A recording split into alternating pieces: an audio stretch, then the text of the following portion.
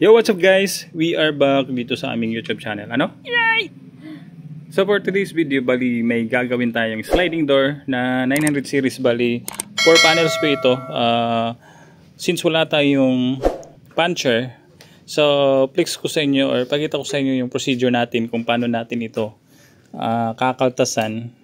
Kung paano natin ipapasok yung bottom or top rail ng 900 series dito sa kanyang mga lock style and interlocker.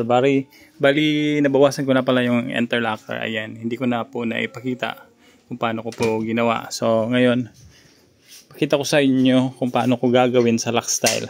Pero bago yan, kung bago lang kayo dito sa aming YouTube channel ni Madam, please do subscribe and then like and share na rin po itong aming YouTube video. So tara guys, gawin na natin ito.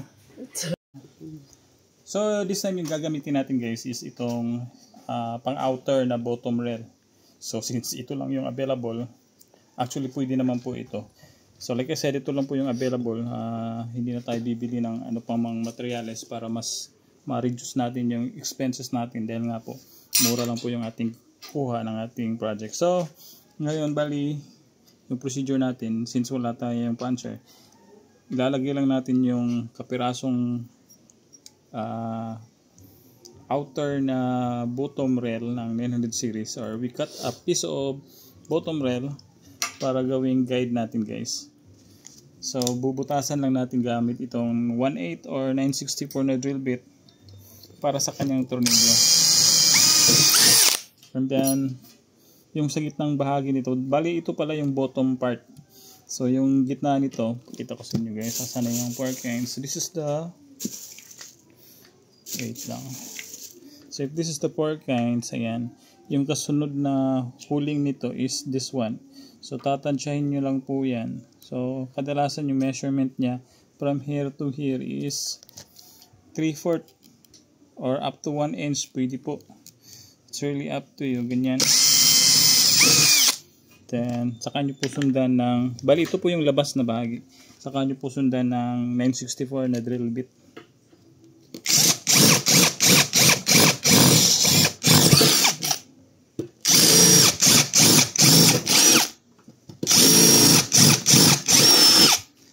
Ayan. So after nating mabutasan ng 9/64 na drill bit, saka natin, asa na yung gunting, babawasan natin itong dulo. So nagatingog lang. Ganyan.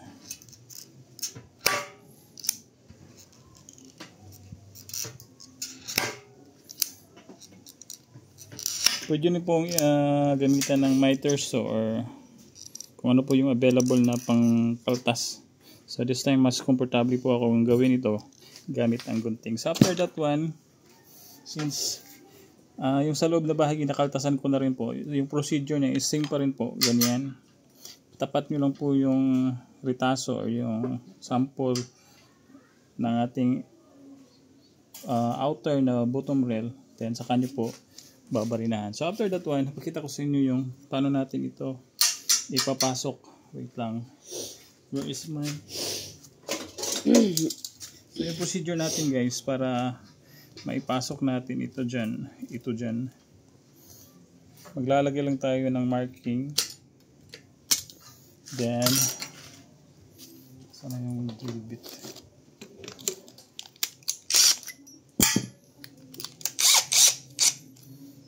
Babarinahan nyo po yung, bali ito po yung guide nyo sa kanyang butas.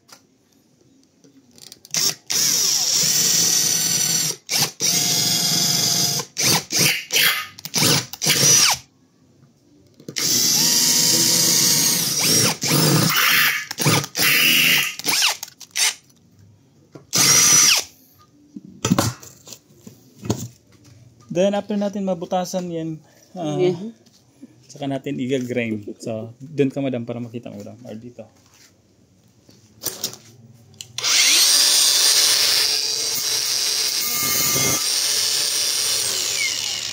Ito ka.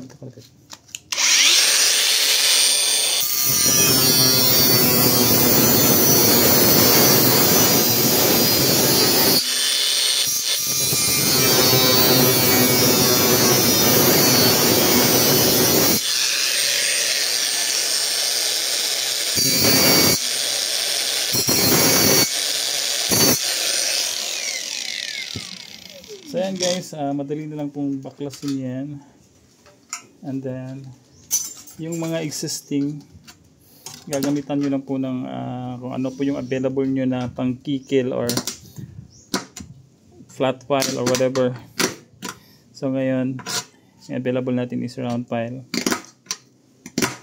Babawasan lang natin ng konti yung mga dulo or yung corner rather.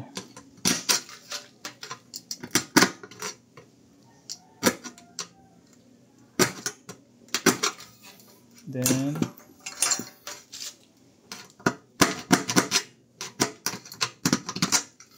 after that one, ang gulo. So after that one, try natin ipasok yung ating ginamit na sample or yung guide. So I think okay na po siya guys. So if ever may makita kayong konting kumbaga sumabit, you can actually pwede nyo pang bawasan yan.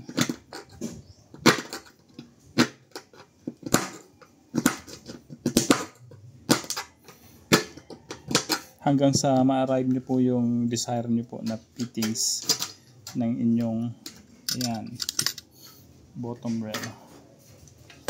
So yan po yung process natin guys. Kung napapansin nyo, curve po siya.